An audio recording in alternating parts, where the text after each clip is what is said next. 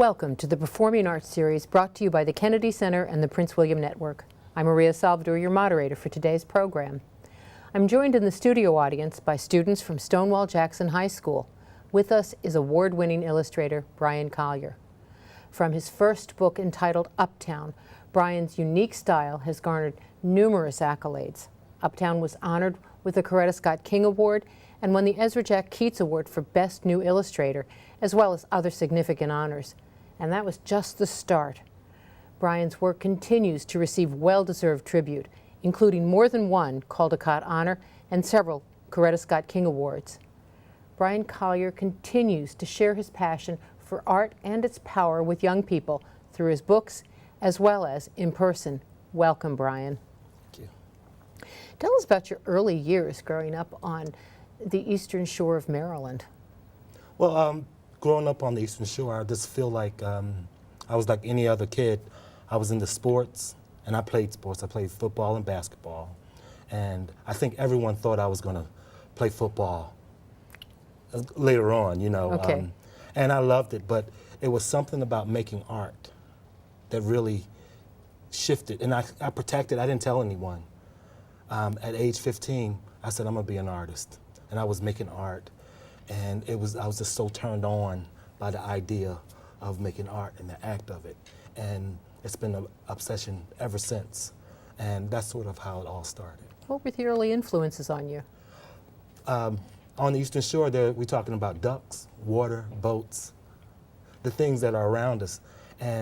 But I always questioned. I said, it has to be more than this.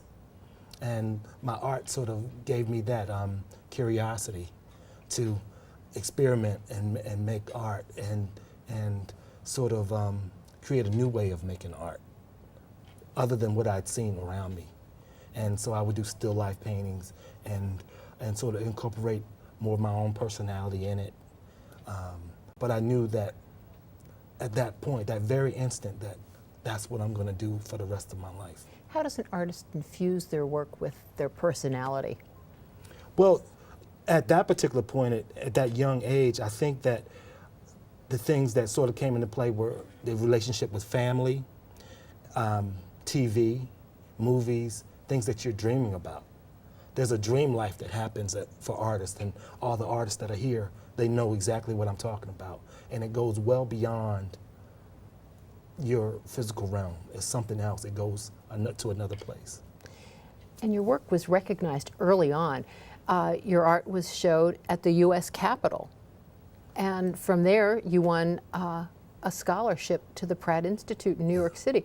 Tell us about that. Was it a tough transition from rural Maryland to the Capitol and to New York City? Well, that whole idea at the Capitol, that ceremony was great. It was great. I think my mother and sisters were more excited than I was. We were just in awe as we were sort of shuffled from one place to the other with a lot of attention put on us. But the big deal was when I got the scholarship to Pratt Institute, and so I moved to Brooklyn, New York. As an 18-year-old in New York City is an amazing thing because it's the first time you're away from home, and now you're around other artists from all over the world. You're the same age, and everything is brand new. So that was an amazing, amazing time. But you started working with young people then as a volunteer at the Harlem studio at the Harlem Hospital? This happened during my senior year. One of my professors came up to me and said, you know, there's something happening at the Harlem Hospital. Maybe you should go check it out. I went up there, and a lot of new questions that I had as an artist and what I wanted to do after graduating from Pratt sort of was answered. Like what? Like, what is this infinity you have for older folks and young people, and how does your art fit in? I had an affinity for the art that children made. I love the art there. I love the questions that they had, the newness of the world that they saw around them. I love what that felt like. And so that bridged that gap. This is a painting studio for children at the Harlem Hospital called the Harlem Horizon Art Studio. And I started off as a volunteer. I never looked for a job. Art, I was making art, and I volunteered at this program. And I later on became the director for 12 years, a painting studio for children. And the incredible idea of painting and making art out of necessity was a big notion. The art of necessity, do you know what I mean when I say that? Please explain that. It's when an older gentleman like Thornton Dial from North Carolina, self-taught painter, worked, I believe, 14 hours a day, but at night when he came home, he went to his barn and put things together and made art in his barn. Not to exhibit in New York City, not to become famous, but it was necessary to stay sane. The art of necessity. That's what sort of drives me. It's necessary. It's you, as artists that are out there, you know what I'm talking about. It's something that you just have to do. When the world says, go get a job, or go do this and go do that, practical thing, the art of necessity. Yeah. How does that relate to young people's art? Do young people create art out of necessity? I believe they do. I believe what they're trying to do is express who they are at that particular time and how they view the world, and even how they fantasize how to make the world different and better. And it's a natural flow, because as we get older, we get jaded and we start listening to the world more. Everything from the world says, no, do it this way. This is what high fashion is. This is what high culture is. But there's something that's innately built in us that naturally tells us these enormous things. And art is the vehicle to bring that out. And young people know, kids know, because they're so new and raw, and they can give it to you with no chaser, straight. And that's what I appreciate, that honesty and authenticity that really comes out in it. Early in your career, you decided to start illustrating books for young people. How did you come to this decision? Was it a way to share your stories or your art, your visual stories? Well, I would go to bookstores and I would always gravitate to the children's book section. And then I would look at the books that were there, and I didn't see books that represented people of color and our stories. And this, I'm talking about in the early 90s. This is after graduating from Pratt.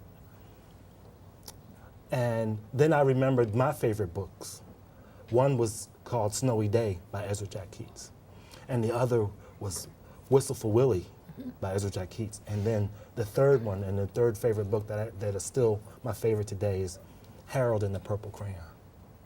Because they were books where there were African-American leads. Now, Harold was a cartoon, but I thought that kid was me because we had the same shape. Our head was shaped the same, you know. I was going to make that note, but Yeah. hey, I decided not to. You know, and I just thought, I just thought how wonderful it is how, as you turn the pages of Harold and the Purple Crayon, you never know what that crayon is doing. When Harold stumbled back and he made the waves, he fell into the water. Now, the next act that he did, he made a boat, and he made a sail. And then he did something as a 4-year-old. He hung the moon in the sky. And he made windows, and he sailed to a land, and he was hungry. So he made pies. He made a lot of pies, but he couldn't eat them all, so he made a porcupine and a moose. And this storytelling, this thing came from this crayon, this magic crayon. And that, I couldn't articulate what that was back then, but now I know that's such magic. And that's so honest. And making books is just like that. You know, you can be that honest and dream big. And that's what I'm into. So it was a conscious decision to write for young people. Yeah. Were you aware of the influence that your books, your visual storytelling would have on them? I had no idea what a book could do. Because it's like you're talking about something here, and the kid on the other side of the world will get that book and know that you're speaking directly to him. It's like what Ezra Jack Keats did when he did Snowy Day and Whistle for Willie. I never met Ezra Jack Keats, and he's never known me. But when he had Peter walk through that story, he was talking to me. So direct communication. You both wrote and illustrated your first book, Uptown. How did you get this book published? Well, yeah, I'll take it. Uptown was done. It took me 7 years to get a book deal. That means I went door to door with a portfolio to all the publishers that I could find in New York City. Now, the way I found them, their information's on the back of the book. And I had no idea how this process would take place. But I went door to door to many publishing houses 4 and 5 times. And I think they knew me, they knew, and they saw me coming. And I would drop my portfolio off, and what they would say is they love the work, but we just don't have any work for you. Some of that meant we love the work, but we're not doing books featuring African American images at this particular time. We don't have a text or vehicle for that. I really just wanted work. But Henry Holt Publishing said, you know what, we're gonna give you a shot, but we want you to write it. And now I was really in trouble, because now I didn't know how to do a children's book or write a children's book. So this whole process of trying to figure it out, well, the information they gave me was they said, just tell us what you know. Just write about what you know. That's a broad question. Where do you start? What do you know? I said, well, I know my neighborhood. I live in Harlem, New York. That's where Uptown came from. That's fascinating. People sometimes have a tough time describing art and artistic styles, but you've developed a very distinctive style of your own, integrating different mediums. How would you describe your style and the art that you create? Well, I simply call it watercolor and collage. Do you want to know the origins, I think, that it came from? Well, when I was younger, and I lived with my grandmother, well, she made quilts.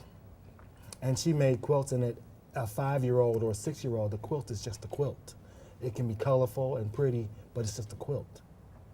But then at age 15, I said, well, I want to be an artist. And I started making art, and I got a scholarship to Pratt Institute in Brooklyn, New York, and I graduated from Pratt. And then, all of a sudden, with my artwork, I started making collages. And I never knew, and I didn't know what that was. I thought I just wanted this tactile quality in my work. But when I looked at the artwork, and I would go back home to Maryland, and I saw my grandmother's quilts that were done 20 years earlier, I saw the direct connection. Collage and quilt making are the same thing. It's the act of piecing fragments together to make something whole. And that it blew me away. And so I looked at that situation and said, well, what my grandmother did was she gave me a silent gift. Now, I want all artists to really listen to this.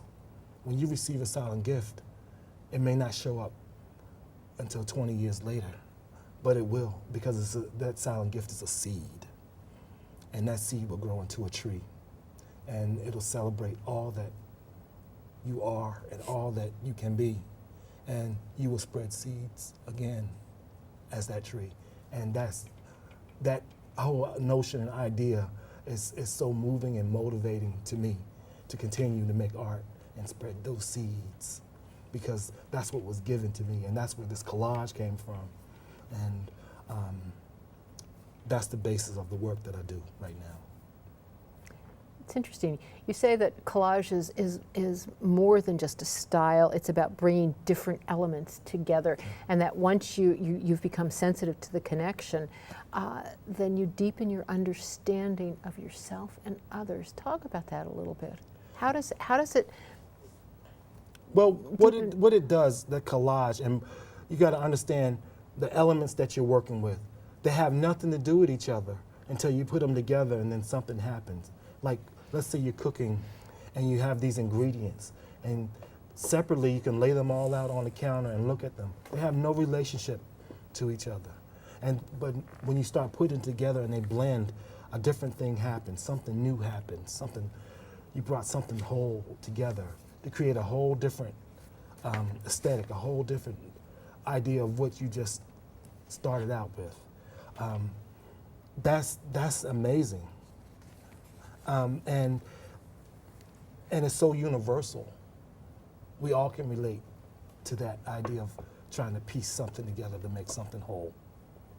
Now, here's where it becomes phenomenal, is when you do it here in your space, in your own little world, but there's a kid on the other side of the world that does the same exact thing and thinks the same way you think, and you're having dialogue with this kid. So when you do a children's book or something like this, and it goes to another country, printed in a different language, translated into a different language, and that kid over there gets it. That's amazing. That's so amazing that you could have a personal dialogue in your studio, in your space, and it speaks to the whole world somewhere else. That's your power. That's the power of art, and that's what art can do. Creativity can do that. Yeah. Well, you frequently work with other writers. How does that process work? I mean, how do your images, how does your vision correspond in some way to the writer's words? Well, I think I can't mimic the vision of that writer.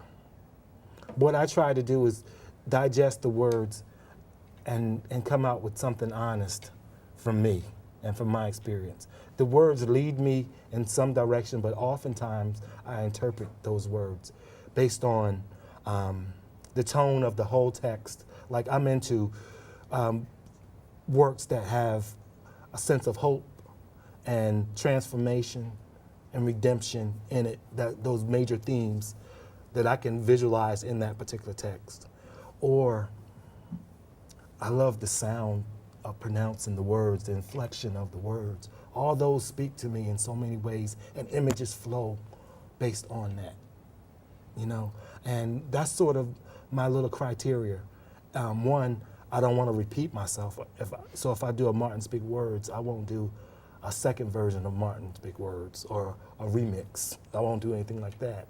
Or I just try to have something fresh and new and run it through those criterias: hope, redemption, those sort of major themes. So you look for all of those things in texts that you choose to illustrate? Absolutely. All right. Is that why you create illustration for biographies? Well, there's another selfish reason why I do that. One is I want to know for myself about all these things that have been taught to me in school, like the life of Dr. King and Rosa Parks, and not so much with John Lennon, but I was curious in a way about what was the big deal about John Lennon. Has anybody heard of John Lennon? Yeah. Well, that's a funny story. I really wasn't a Beatle fan when I got this particular text, and I knew maybe 3 John Lennon songs, and that's hard to tell people in New York City that I don't get John Lennon. But what I did in my research was look at old footage of John and hear his passion. So I sort of got turned on by John's music by basically listening to the passion that he had for other causes. Interesting. And that sort of brought me into his world and really convinced me, there's a story that needs to be told through his life. Well, when you tell the story of a life, you also have to tell the story of a time period and of a place. How do you approach that? Does writing or does illustrating a book about Barack Obama, for example, differ from John Lennon? Well, I mean, Barack Obama is alive and well and still with us. Absolutely. And doing a book on President Barack Obama, you're doing it in real time. I had done this particular text during the primaries. And so there was a whole time factor that came into play. So that's sort of different. But let's say a Rosa Parks or Dr. Martin Luther King Jr., where you have to go back and find historical elements coming into play. 1955 Montgomery. So I go back to Montgomery, Alabama. I go and look at Montgomery's, to find elements or remnants of 1955, like what the buses looked like in 1955 Montgomery, the size, no air conditioning, claustrophobic, the times, you know, the dark times of 1955 in America. All those historical factors come into play, you know. But that's the best part about illustrating. You get to go and touch history up close. And history is living and alive, and it's all around us, and it's based on stories. I met people that knew Rosa, best friends of Rosa, that are oral historians, and they told me stories. So all those things sort of come into play. So in researching the visuals, Sure. you're trying to create not only an accurate portrayal of a time and a place, but the feeling of that time and place. Oh, for sure. I mean, if you have to really, to give a rounded view, you can't always go to the library and get it. You can't get the sense, or you can't go to the internet and get it, because they won't give it to you. History is something you go and find and taste and see for yourself, and that's the eye-opening experience and the pleasure of illustrating bios and stories with historical Right. emphasis. You go and get re-educated. It's fascinating. Yes. Well, Martin's Big Words and Rosa have both won lots and lots of accolades, but more importantly, they resonate with readers of all ages. The illustrations in Martin's Big Words evoke stained glass, prison, and more. Tell us how you decided to create the images in this amazing book. Well, this book is done in watercolor and collage, and the cover is interesting because, of course, there's no title on the cover. The title's on the back. We just felt that Dr. King's image was so recognizable, it didn't need a title. It said everything. And if you look closely, there's a design on his face. And I purposely put that there because it's the reflection of the light coming through the stained glass window falling on Dr. King's face.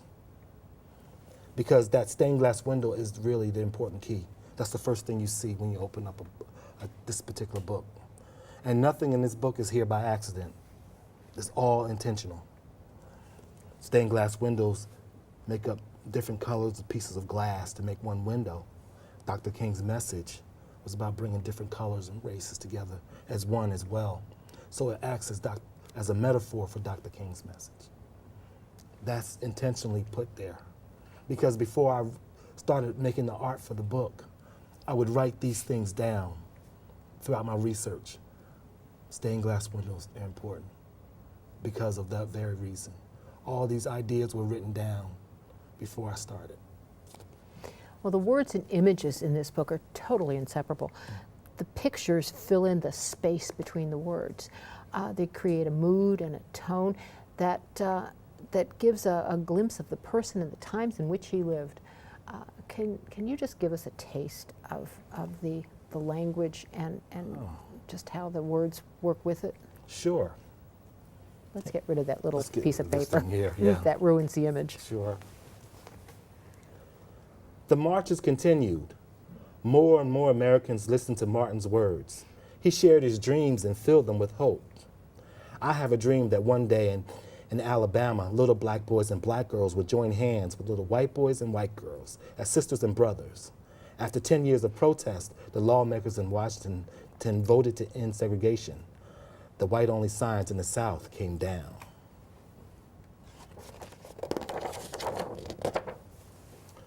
Dr. Martin Luther King Jr. cared about all Americans. He cared about people all over the world, and people all over the world admired him. In 1964, he won the Nobel Peace Prize. He won it because he taught others to fight with words and not fists.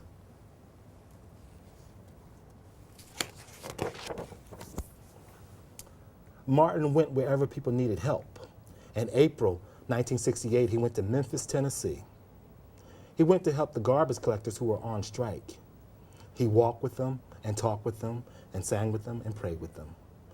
On the second day there, he was shot. He died.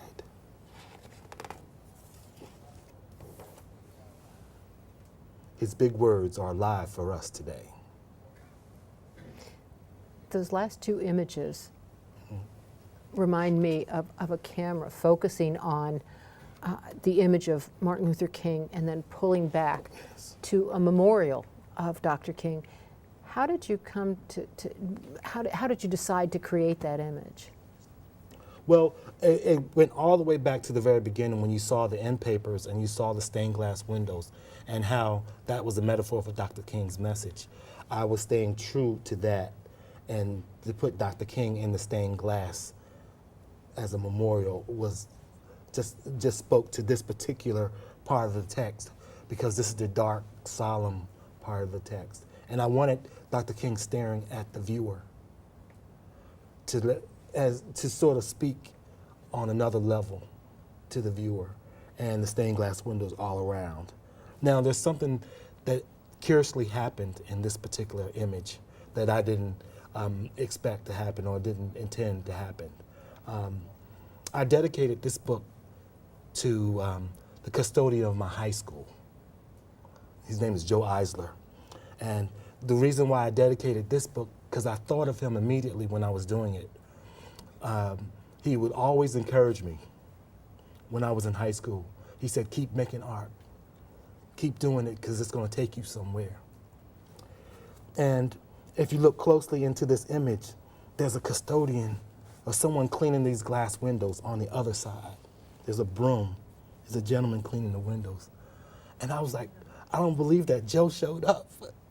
So you weren't conscious of that? No, I wasn't conscious of it when I put these little collages together. But it so happened there's that broom and there's someone cleaning those windows. So that's one of those things that I just truly love about this particular book, and humbled that it sort of showed up like that, like there. See? Yeah. And to get back to the story itself, the 4 candles represent the 4 little girls in Birmingham, Alabama, who killed in the 16th Street Baptist Church bombing. All that is storytelling. All that is a part of Dr. King's walk, and it relates to the story. And it's not mentioned in the story, in the text, but it all is a part of it. And in research, you'll find all those other elements that are part of this story that you put in to make it broader and brighter and rounder for the reader, and keep this book alive in so many different ways. So that's what went into this. Well, how involved are you in the design of the book? Because in this page, for example, there are words, literally big words, behind: freedom, peace, together, I have a dream, love. How on very textured paper too. Yes. How did you decide to create that, or how? Well, I work with, in a publishing house, there's an art designer that lays all the books out, and they were fortunate. They were really open to me making a lot of suggestions about it. But that particular idea, I think the designer came up with that. But the textured paper is something that I painted extra for the book. And we discussed everything and to see if it works. Because the first pass, or the first version of this book, we didn't think worked. We all came to the same consensus that it didn't quite work. I said, well, make the windows bigger, because they had very small stained glass windows as the end papers. And I said, make them bigger, because I want the metaphor to come across better. So those kind of ideas, and then no text on the, we all came to a consensus that, yeah, let's do that, and blow his face up and just have it. So it beams across the bookstore when it's on the shelf. It beams out at the customer. So all those things sort of come into play. But it also speaks to the reader. Absolutely. That's the most important person that we're trying to talk to, is the reader. To see Dr. King bright and smiling and beaming with such character and strength. It's fascinating. Now, Rosa Parks was certainly a key player in the whole civil rights movement. Nikki Giovanni's text for Rosa makes clear that Mrs. Parks wasn't just tired physically, but she was tired of the way African Americans were being treated. Oh, yes. Yeah. How did you create the images of Rosa Parks, who had a quiet strength? And I marked a bunch of pages here. The folded hands, though, speak of a quiet strength. And do you want to show the studio audience that? I'll take this off. Yeah. The folded hands show a quiet strength, but Absolutely. This is the point where Rosa is in the seat and the bus driver is above her. This is the view of her clutching her purse. And that was what I wanted to sort of illustrate in that particular text. Part of the text was Rosa's going to hold on throughout the whole deal. It's a storm. She's sitting in a storm, and she's holding on, and she's not letting go. So and I remember my grandmother's hands, like just to look at her hands, it just spoke volumes. And images do that. You see images and words come, or you see the words and images will come and flow out of you. That speaks to us on such a level of just holding on, and we can all relate. It's universal. You know exactly that the emotion that comes into this, that comes into play when you see this, as it relates to the text. well, her quiet strength is apparent in this image too. Tell us about how you created that one. Well, this one, this is the only person painted in real time. Her name is Mrs. Johnny Carr. That's Rosa's best friend. And when I did research for this particular text, Mrs. Carr invited me into her home, and we sat and talked for 2.5 hours about the whole bus boycott, civil rights movement in 1955 Montgomery, what it was like. She explained to me how back then her and her husband had to move all their furniture, their beds, in the middle of the house in fear of a bomb coming through their windows because their bedrooms were on the edges of the home. And how they had to have a guard out front on their porch from their someone who did it from their church. In fear, that's the kind of pressure they lived under. This is history, that living oral history that will not be in a textbook. And she sort of painted the picture of the climate to give me a tone to set when I make this particular book. That's the power that she had given me, and that's the power of that oral history. It's fascinating. Well, I have to, okay, this is at the point where it becomes apparent that the boycott is successful. And there's a technique here that you used to describe the event, the change in they're called gatefolds. Tell us about the use of gatefolds. Was it just too big to hold on a? Well, it's a buildup, the march. More people, and that whole march over the Edmund Pettus Bridge on Bloody Sunday. Right. But pay attention to the sky. That's a symbol. Throughout the whole book, there's a troubled sky. That lets you know there's problems ahead, and there's troubles always ahead. And so we start with the buildup of the march, the protest march, and then we open it up. And you see children marching, all ages, people of all ages marching. But there's something else that happens in this text. If you look at the dark bushes, you see silhouettes of faces. Mm-hmm. See, even the earth cried for justice. That's what I was saying.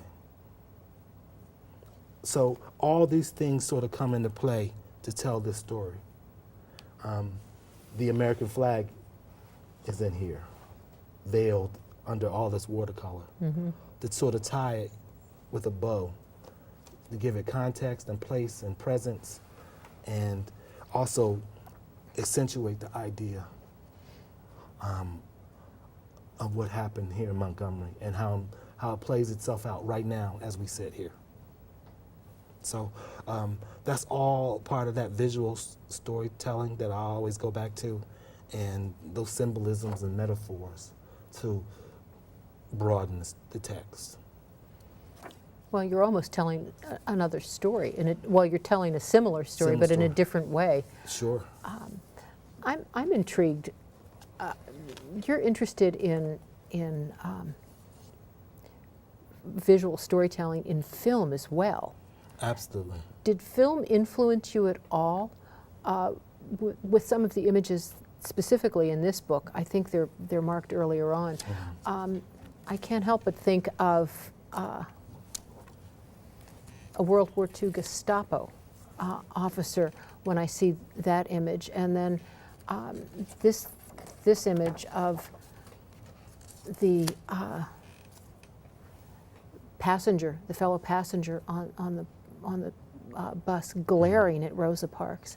It's absolutely distressing, but it reminds me of one of the informers. You know, they're glaring at the you know. Absolutely. Well, I didn't have that reference, that movie reference, but I am interested in visual storytelling and filmmaking. When I first went to Brooklyn, New York, as a freshman at Pratt, I was in the same neighborhood with Spike Lee, and this is the early '90s, so I would see Spike every day, and I would watch him do filming all over Brooklyn. So all the movies that, like Do the Right Thing, and all those type of films that were done then, I was heavily influenced. And because what he did is he broke down the barrier, the mystique of making a movie. It's a man with a woman with a camera, and we get out here and we have actors and we do it. And we see what we can get on film. And so that sort of thing inspired me as well. But the idea of having Rosa that light and that halo around her to let you know that, well, Rosa's looking at you as the viewer, to inform you that I'm going all the way with this. You know, with this protest, I'm going all the way. I'm saying no, and I'm not afraid. No, she's very calm, Yeah. and she's and that's such a contrast to his authoritarian, you know, position. And Absolutely. Absolutely. She was so defiant and so convicted that, see, because people just don't, a movement just doesn't start because somebody says, well, I'm tired and I'm not going to give up my seat. A whole movement of people, it doesn't happen like that. See, something inside your spirit has to snap and say enough is enough. And you move on it. So, and you make a decision and say, I'm not going any further with this. No matter what happens to me, I'm not going any further. And that's what Rosa did. She was all alone when she was sitting in that seat. You know, she wasn't tired and meek. She was tired every day. So there's nothing special about that day. And when I talk about this particular book, I always want to emphasize that this wasn't a movie set. It was no melancholy music playing. It was no soundtrack. This was just life. This is living life. This was a moment. And she said no. And there's no Academy Award for this. Her life was on the line, literally. And this was a dangerous moment, but something inside her snapped. And enough is enough. And she said no and started this whole thing. And you can't talk about Dr. Martin Luther King unless you talk about Rosa Parks. This situation introduced Dr. King on a national stage. History is a chain. It's connected. All these little pieces are connected, even right up to today. They're all connected to a chain. So I'm trying to add more links to the chain with making these books. So you can see that it just happened because one thing affected the other. And that's the amazing part of it. well, both Rosa Parks and Martin Luther King, Martin's big words, have been well received. Have the Caldecott Honors and the Coretta Scott King Awards had an influence on you or your writing? Well, the only effect that it's had is that more kids have the book, and it's gotten more press and publicity. But with any award, anything that happens, I'm grateful and honored to get it. But it cannot help me when I'm doing the next book. You start from ground zero. When you're making art and you finish it and it's a good piece and you like it, the next one, that piece can't help you. You start over again. That's the humble pie that you get when you're an artist. You have to start over from zero again. And that's helpful to me. That keeps me grounded, and it keeps me focused on the next project, because you throw all that stuff out and start again. And you start over and you learn a whole new muscle, a new idea of doing, a new way of doing it. And it's hard and exciting.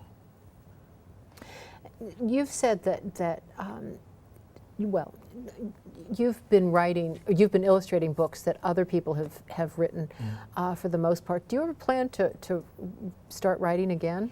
I am writing right now. I have a story.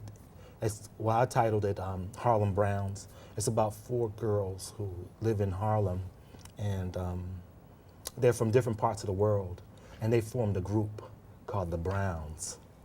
We're the Browns. All right. And to be a Brown, you have to love family and community, and you have to look upward. And they're just showing how powerful they are. You know, as they walk down the street to the ice cream truck, a lot happens by the time they get to the end of this block and back home. And they live in brownstones in Harlem. They're townhouses. And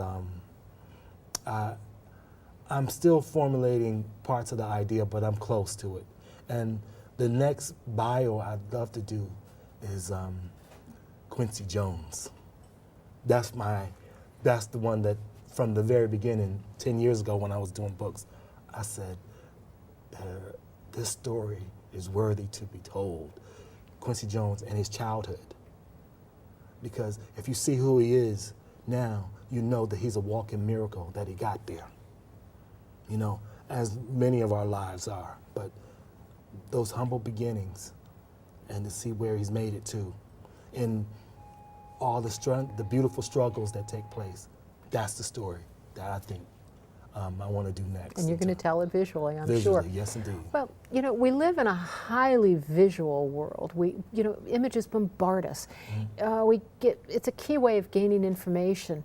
How can we stop and see the image and understand what we're seeing and how they work? How can we help people see the metaphor in visuals?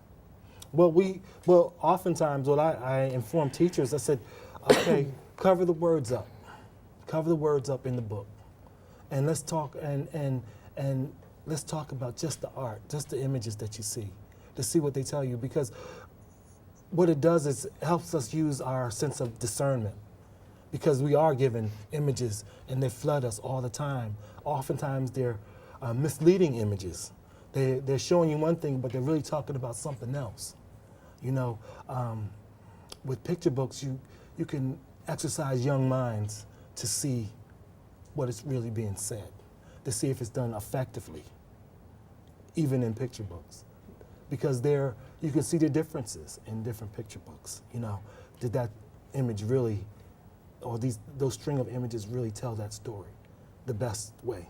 Or is there a new innovative way to tell that story? You know, sometimes all it takes is a glass sitting on the table to tell the story, or a stained glass window to tell the story. You know, and in the illustrator's note in the book, they should elaborate more to expand on the thinking and train of thought that illustrator had. But picture books, I think, are the new history books and the new storytellers to come. So are you suggesting that picture books aren't just for the very young? No, they're for the whole, from 8 to 80, all the way through. And they never stop. I think picture books are alive, and they tell, if you read it at 20, it's different from when you read it at 8, you know, because you're different. You're bringing something new and vibrant to it. You're bringing more bags to it and more experience to it. So at 20, it's different. And maybe if you read it at 40, it'll be something else because you're different again. You know, that's the life of the book. Well, how do we get people, just readers, to slow down and understand the narrative in art? Well, that's the struggle. That's the big struggle, to get us to slow down with everything. We're zipping by. I mean, you and I both know a time when there was no such thing as the internet. That was very recently. The internet just got here. So, or cell phones, or iPods, or all that stuff. That just got here. Okay. That was a different world. It's true. So. But, the images are very carefully placed there to catch your attention. Absolutely. But they're fleeting. They don't last like a book. Right. Well, we have some questions in our studio audience. Okay. Let's go to them now. Okay. What is an ordinary day for you as a full-time artist? Oh, as a full-time artist, well, I'm a husband and a father. So my daughter, I take her to school in the morning. I come back and I normally make art between 11 a.m. to maybe 1:30. I pick my daughter up from the bus. My wife comes home, and we do family time. And if I'm doing a book, then I'll start again after dinner, like say maybe from 8 to 1 a.m. And it starts all over again. Do we have another question? When Yes. you first make your images for your books, what size are they originally at? I wouldn't think that they're the same size as the ones in the book. No, well, I do little sketches, a series of sketches with pencil on paper, and I may do a watercolor wash just to put a color on it. And then I sort of determine the trim size of the book, or the size of the book, and I'll do double this size. The actual artwork will be double the size of the book. Why do you work bigger? I'm not sure why. It just sort of feels better for me. Okay. To see the art that way, yes. You say that you are interested in illustrating books that are about hope and transformation. So I was wondering if you would consider doing a book maybe about like different immigrant groups that came in the 20s, and you seem also that you care a lot about family values, and I know they struggled and they faced discrimination in the jobs, and they really worked hard to support their families. So I think your illustrations could really speak to that. Oh, that's the very topic that I would definitely be interested in doing as well, because there's a wealth of stories of just that whole journey to come to a new world, so to speak, and try to figure out who you are and maintain identity and dignity and all that sort of stuff. They're all themes that play themselves out in front of us all the time, so absolutely. And another thing is to have a kid see themselves in that book. That's so important as well. Do we have another question? You mentioned earlier that you kept your interest in art a secret. I just wanted to know, why was that? Like, what were you afraid of anything, or exactly how were you feeling? It's like that sports culture, you're a ball player, but you say, no, I don't want that scholarship to Dell State or Maryland, University of Maryland. I'm going to New York to be an artist. Everybody has expectations that they're putting directly on you, So in the beginning, I said, oh, no, I'm making my art, but I'm going to hold this thing close to me, And then eventually, people started seeing that I was he's an artist and he's serious about it. But in the beginning, at 15, I was like, no, this is something I do, but I'm going to protect it, Because the moment you tell somebody your dream, even if they love you, I'm talking about family members, they may not understand. They say, well, wait, and think about it and do something practical, like go and get a job. The world is set up for you not to dream, because they can't handle that. And art allows us to dream and do things that no one can really see in the beginning, But you can do something to change the world and do something that speaks to a kid around the world. But nobody can see that. Only you can see that. Only you can be ready for that, So that's why I protect it. You were saying earlier that you started out, you got a scholarship and went to New York, but how did you actually support yourself before you became full-time? Oh, I sold my artwork. I had 3 roommates. There's 3 of us, so the rent was broken up in threes. And so, you know, it was just barely. It was times when the landlord was knocking at the door, and we knew what he wanted, you know.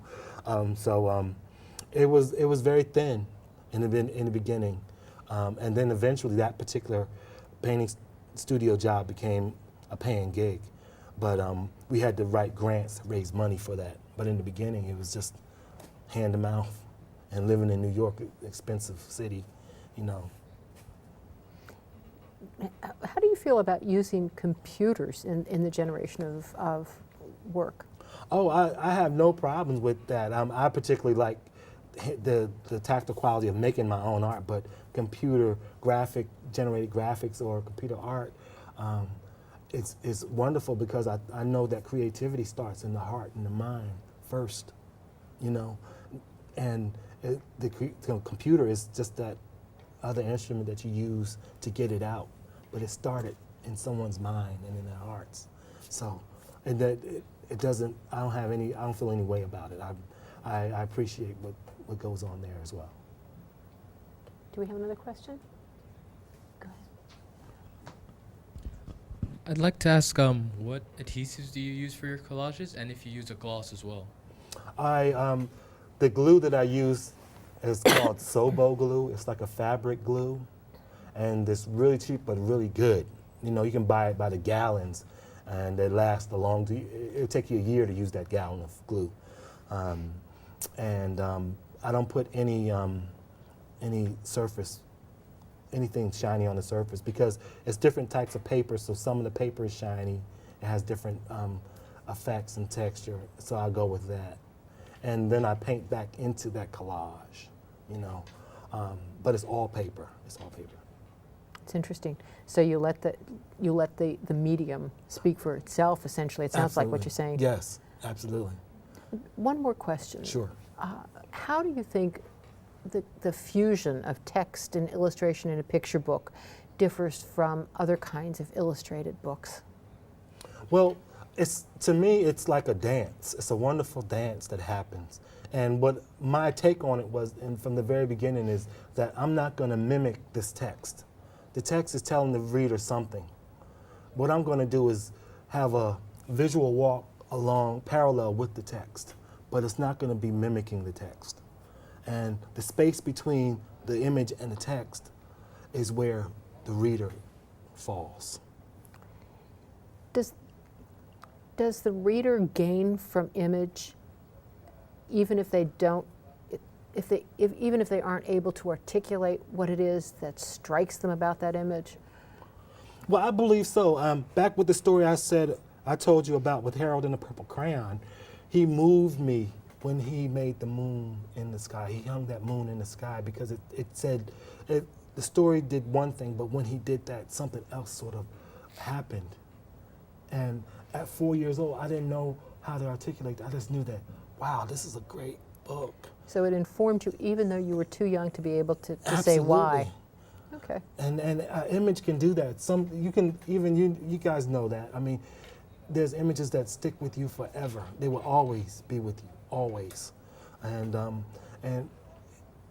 there's a sound or a phrase that will always be with you that family has said or someone has said. And they will always take you back to that moment. And then if you get back to that moment, then you can tell me the sound, the smell, and the taste of the whole instant. And it could happen years ago. And that's what it conjured up, all these other things. And the story is formulated based on all those elements right there. All right. Well, we've run out of time. Oh. It's too bad. Thank you for being with us today. I'd also like to thank the students in the studio from Stonewall Jackson High School. Thanks too to the viewing audience from around the country for tuning in today. Goodbye. Meet the artists after the show. You and your students can ask questions of the artists after each broadcast by emailing us at distancelearning@kennedy-center.org. Don't forget to visit us online. There you'll find dozens of archived programs from previous seasons, additional resources including music and video clips, and study guides. Experience some of the most celebrated and talented artists, such as members of the National Symphony Orchestra, the Suzanne Farrell Ballet, the Billy Taylor Trio, Sweet Honey in the Rock, cast members from Ragtime, and many more. The Kennedy Center Performing Arts Series, bringing the arts to your classroom.